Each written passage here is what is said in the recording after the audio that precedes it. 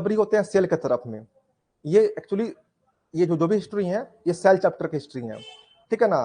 तो Johnson and Johnson थे, ठीक है ना, jet jet Johnson and H Johnson, ठीक है ना। इन्होंने 1590 सबसे पहले इन्होंने कंपाउंड माइक्रोस्कोप का डिस्कवरी किया था।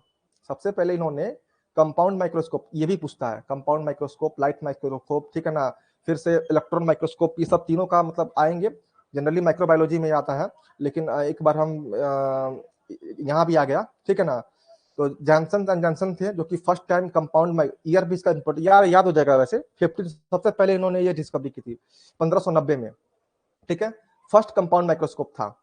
फिर लिवेनहुक थे, इन्होंने सबसे पहले सिंपल माइक्रोस्कोप बनाया था, ठीक है ना।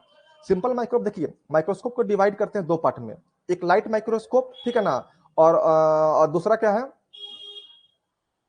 Compound microscope. सॉरी, इसमें कुछ कंफ्यूजन हो रहा है मुझे। लाइट, सिंपल, कंपाउंड, ठीक है। सिंपल में एक लाइट हो गया, इसको छोड़ते हैं अभी, ठीक है ना। सिंपली लिवेनहुक ने पहले सबसे पहले ये सिंपल माइक्रोस्कोप बनाया था, सबसे पहले इन्होंने ये बनाया था, और पहली बार लाइव सेल यानी जिंदा सेल इन्होंने ही देखा अपने माइक्रोस्कोप से, ठीक है ना। तो इस सेल चैप्टर का हिस्ट्री है। तो दो साइंटिस्ट माइक्रोस्कोप के हो गए, सबसे पहले Johnson and Johnson, Z Johnson, H Johnson, इनका कंपाउंड माइक्रोस्कोप था। फिर लिवेनहुक थे, ये सिंपल माइक्रोस्कोप मतलब ये मतलब डिस्कवर किए थे, और सबसे पहले मतलब कि जिंदा सेल इन्होंने देखा था। लेकिन इनसे भी पहले रॉबर्ट हुक ने, ठीक है ना, सेल देखा था, वो सेल डेड सेल था। ये जनरली 9th-10th की हिस्ट्री, सॉरी बायोलॉजी में आ जाता है कि उन्होंने कॉर्क जो भी देखा था वो कॉर्क था और वो डेड सेल था, ठीक है ना। इसीलिए उसको सेलुला कहा था, उसको वही सेलुला कहा था, एम्प्टी, ठीक है ना। वहीं से आता है वर्ड डेराइव हुआ है सेल, ठीक है। रॉबर्ट हुक हुक जो उन्होंने देखा और सेलुला कहा उसको, वहीं से वर्ड आया है, डेराइव हुआ है सेल, ठीक है ना। उसके बाद से आता है ड्यूरोकैट, ठीक है ना। ड्यूरोकैट पहले इन्होंने सेल देखा, इन्होंने टिश्यू के बारे में बताया कि हाँ बहुत सारे सेल मिल करके टिश्यू बनाते हैं ऐसे, ठीक है ना। तो ड्यूरोकैट थे, इन्होंने टिश्यू के बारे में बताया था। फिर आता है स्लीडन एंड स्वान, ठीक है ना। स्लीडन और स्वैन दोनों अलग अलग एक्सपेरिमेंट था। स्लीडन प्लांट, सॉरी स्लीडन प्लांट पे थे, स्वान का वर्क एनिमल पे था। याद कैसे होगा कौन एनिमल था कौन प्लांट था। जनरली स्वान मतलब शायद संस्कृत वर्ड है ये, स्वान मतलब कुत्ता होता है, ठीक है ना। तो स्वैन जो हो गया वो एनिमल पे काम किया था, अलग अलग काम था दोनों का, 1 साल का अंतर था दोनों के काम में, लेकिन रिजल्ट एक ही था उन लोगों का, सिंपली यही था कि सेल जो भी मतलब कि cell is functional, structural and functional unit of life. इन्होंने इतना ही कहा था कि cell is functional and structural unit of life, ठीक है ना। इसके बाद इन्होंने इतना कहा था, और इसी को मतलब कि, और इसीलिए सेल थियरी इनका जो सेल थियरी था ये इनकम्प्लीट था। इसमें इस थियरी में इन्होंने जो कहा उसमें ये नहीं कहा गया कि एक सेल कैसे ओरिजिनेट हुआ है, ठीक है ना। तो इसीलिए अगले साइंटिस्ट आते हैं कार्ल नगेली, ठीक है ना। जो नगेली थे उन्होंने सेल थियरी का एक्सटेंशन दिया। उन्होंने ये कहा कि सेल मतलब जो होता है वो प्री एग्जिस्टिंग सेल से ही ओरिजिनेट हुआ है, ठीक है ना। पहला सेल जो ओरिजिनेट हुआ, पहला फर्स्ट सेल, उसका अलग कॉन्सेप्ट है, वो इवोल्यूशन कॉन्सेप्ट है कि पहला सेल बना कैसे। उसमें आपने 12th में पढ़ा होगा, क्रोजर बिट थे, पता ना और क्या क्या, पहले वायरस टाइप बॉडी बना, फिर सेल बना, फिर चारों तरफ प्रोटीन के लेयर आए थे इस तरह का। तो वो सेल बना वो अलग चीज है, लेकिन जब पहला सेल बन गया उसके बाद से आज तक जो भी सेल है ओरिजिनेट हुआ है वो डिवीजन से हुआ है, यानी वो सेल डिवाइड करते गया है और उसी के डिवीजन से सारे मतलब सेल बने हैं। तो उन्होंने ये कहा कि जो भी मतलब कहा कि मतलब सेल होता है वो प्री एग्जिस्टिंग सेल से ही ओरिजिनेट हुआ है, अब जा करके सेल थियरी कंप्लीट हुई है, ठीक है ना। यही सेम बात विर्चो ने कहा, रॉबर्ट विर्चो, उन्होंने भी यही कहा कि जो सेल है, ठीक है ना, वो प्री एग्जिस्टिंग सेल से ओरिजिनेट हुआ है। अब देखिए यहाँ कंफ्यूजन होगा थोड़ा सा, दोनों ने सेम बात कहा है।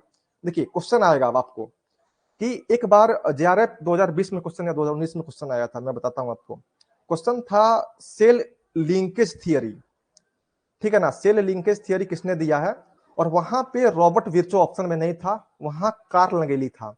लिंकेज लिखा हुआ था लेकिन रियल क्या होता है, लीनिएज होता है, स्पेलिंग मिस्टेक था वो, सेल लिनिएज थियरी, ठीक है ना। तो सेल लिनिएज थियरी, ठीक है ना, रॉबर्ट विर्चो ने दिया था, क्योंकि कहा नगेली ने भी वही बात था, लेकिन इसका क्रेडिट दिया गया किसको? विर्चो को दिया गया था। तो सेल लिनियस थियरी ओरिजिनली था किसका? विर्चो का था, लेकिन वहां ऑप्शन में चूंकि विर्चो नहीं था तो आंसर नगेली ही गया था, क्योंकि नगेली ने सेम बात कही थी। और नगेली की कहे बात को कहते हैं सेल एक्सटेंशन थियरी, मतलब वो सेल थियरी का एक्सटेंशन था। नगेली के बाद से ही सेल थियरी कंप्लीट हुई कि हाँ, cell is structural and functional unit of life and originated from the pre existing cell. अब जाकर के इतना बात कहेंगे ना, तब जाकर के सेल थियरी कंप्लीट हो जाएगी। ठीक है, इसके बाद मैं बताता हूँ। एक मिनट, मैं एक बार देख लूं स्लाइड।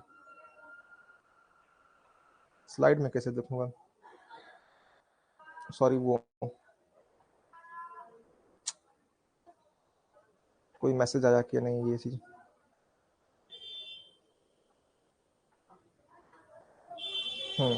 किसी ने मैसेज किया इलेक्ट्रॉन माइक्रोस्कोप से। ही है, आवाज तो क्लियर है ना? अभी समझ में भी आ रहा होगा। एक्चुअली ये नॉर्मल सा हिस्ट्री है, ये फिर से आएगा, इसीलिए एक बार फिर से ये सब कुछ कवर होगा। मैं आगे बढ़ता हूँ अब। हाँ, जेड जॉनसन यहाँ पे, हाँ सॉरी, अब ये हो गया विर्चो का बात आ गया। विर्चो खत्म, मतलब स्लीडन एंड स्वान ने सेल थियरी दिया, कार्नेगी सेल थियरी का एक्सटेंशन दिए, ठीक है ना। रॉबर्ट विर्चो जो था उसको सेम वही बात था, लेकिन उनको सेल लिनिएज थियरी कहा गया। एग्जाम में लिंकेज लिख करके आया था, जो लिंकेज सिंपली होता है ना, वो लिंकेज आया था, उससे कंफ्यूज नहीं होना है। ठीक है, अब आता है रॉबर्ट ब्राउन। इन्होंने सबसे पहले न्यूक्लियस का डिस्कवर किया था, कहाँ पे? ट्रेडेंस्केंसिया में, ठीक है ना। रॉबर्ट ब्राउन ने न्यूक्लियस का डिस्कवर किया। तो 5 सेल में ये 5 से साइंटिस्ट हो गए, कौन कौन से? Johnson compound microscope, Leeuwenhoek simple microscope. देखिए ये सब आपको पता होगा, मैक्सिमम चीज आपको पता होंगी, ये बिल्कुल बेसिक हिस्ट्री है मतलब, ठीक है ना। Dutrochet tissue, Schleiden Schwann cell theory, Nageli और विचो में भी नया हो, ठीक है ना। ये इनका एक्सटर्नल सेल एक्सटेंशन थियरी और सेल लिनियस थियरी था, ठीक है। इसके बाद आते हैं नेक्स्ट स्लाइड पे, ठीक है ना। ये सब सेल बायोलॉजी के ही है, ठीक है ना। अगला साइंटिस्ट आते हैं मिस्चर। इन्होंने सबसे पहले न्यूक्लिक एसिड, जहां भी एन डॉट ए डॉट लिखा हुआ है ना, वो न्यूक्लिक एसिड है, ध्यान रखना, ठीक है ना। तो मिस्चर ने ये कहा था, सॉरी कहा नहीं था, ये न्यूक्लिक एसिड का डिस्कवर कहा था, और उसको कहा क्या? न्यूक्लिन कहा था उसको, न्यूक्लिक एसिड नहीं कहा था। अल्टेमान बाद में आए, इसके बाद आए, उन्होंने न्यूक्लिन का नाम फिर से मतलब दोबारा रीनेम दिया, ठीक है ना, और उसको न्यूक्लिक एसिड कहा। मिस्टर ने डिस्कवरी किया न्यूक्लिक एसिड का, और उसको कहा क्या? न्यूक्लिन। लेकिन अल्टमान ने इसका नाम दिया, बस न्यूक्लिक एसिड नाम दिया हुआ अल्टमान का है, ठीक है ना। उसके बाद आते हैं फ्यूजन डाई से पढ़ते होंगे, ठीक है ना। ऑब्वियसली बात है, फिर न्यूक्लिक एसिड डीएनए और आरएनए के लिए ही होगा, ठीक है ना। तो इन्होंने फ्यूजन अपने जो भी डाई वाई मतलब किए, डाई से मतलब पता चला उनको कि न्यूक्लिक एसिड 2 टाइप के होते हैं, पहला क्या? डीएनए, और दूसरा क्या? आरएनए, ठीक है ना। तो 2 ही तरह का न्यूक्लिक एसिड है, डीएनए और आरएनए। इसके बाद आते हैं फ्लेमिंग, ठीक है ना। फ्लेमिंग ने टर्म दिया माइटोसिस, ठीक है ना। फ्लेमिंग ने टर्म दिया है माइटोसिस का। फिर आता है बेनेडेंट, ठीक है। इन्होंने डिस्कवर किया मियोसिस, कहां पे? स्कैरिस में। स्कैरिस के अंदर में मियोसिस का डिस्कवरी किया है किसने? बेनेडेंट ने, ठीक है। फिर आते हैं फार्मर और मुरे ने, ठीक है ना। इन्होंने टर्म दिया मियोसिस, ठीक है ना। Term meiosis given by farmer and मुरे, लेकिन डिस्कवरी कौन किया है? बेनेडेंट ने, याद रखना। और टर्म जो जो भी ये है माइटोसिस का टर्म किसने दिया है? तो फ्लेमिंग ने दिया है, ठीक है ना। हल्का कंफ्यूजन होगा लेकिन पता चल जाएगा कि टर्म ऐसे याद रखना, टर्म पूरा complete, term meiosis given by farmer and मुरे, ऐसे याद रखना है, term meiosis given by farmer and मुरे, ठीक है ना। उसके बाद से बेनेडेंट थे, वो मियोसिस का डिस्कवरी किए थे स्कैरिस में, ठीक है। इसके बाद आता है वोल्डेयर, ठीक है ना। वोल्डेयर क्रोमोसोम टर्म, ये क्रोमोसोम का टर्म दिया था, कैसे याद रखना है इसको? डब्ल्यूटीओ, डब्ल्यूटीओ से याद हो जाएगा, डब्ल्यूटीओ वोल्डेयर टर्म, सॉरी डब्ल्यूटीओ नहीं, डब्ल्यूटीसी, डब्ल्यूटीसी, डब्ल्यूटीओ से डब्ल्यूटीसी याद रखना है, डब्ल्यूटीसी टर्म वर्ल्डियर टर्म क्रोमोजोम, ऐसे याद रखना है। यहाँ कहीं नोट कर लो ऐसे, डब्ल्यूटीसी वर्ल्डियर टर्म क्रोमोजोम। फार्मर मुरे मियोसिस का टर्म दिया है, बेनेडिक्ट ने इसका डिस्कवरी किया है, ठीक है ना, फ्लेमिंग टर्म माइटोसिस। इसके बाद से है वाल्टर सूटर एंड बावरी, इसका नाम बहुत फेमस है, मतलब इन दोनों का। इन्होंने क्रोमोजोमल थियरी और थियरी ऑफ इनहेरिटेंस दिया। सिंपली ये यही था कि क्रोमोजोम और जीन दोनों के बीच में पैरेललिज्म है। ये आगे आएगा थियरी क्या होता है उसके बारे में पढ़ेंगे, लेकिन इन्होंने वही सूटर एंड बावेरी कहते हैं इसको, सूटर एंड बावेरी, इन्होंने थियरी दिया, theory of chromosomal theory of inheritance. और इन्होंने समानता दिखाया था सिंपली किसमें, क्रोमोजोम और जीन, ठीक है ना, दोनों में समानता दिखाया था, क्योंकि क्रोमोजोम के ऊपर ही जीन होता है, ठीक है ना, इसीलिए दोनों में समानता हो जाती है।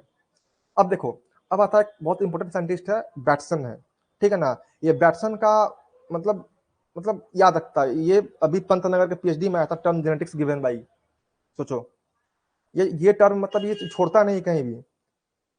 तो बैटसन था, टर्म जेनेटिक्स दिया है, 4-5 टर्म दिए उन्होंने। जेनेटिक्स है, होमोजाइगोट है, हेट्रोजाइगोट है, एलिलोमॉर्फ, जनरली एलील के लिए इन्होंने यूज किया था एलिलोमॉर्फ, ठीक है ना, एलिलोमॉर्फ इन्हीं का वर्ड है।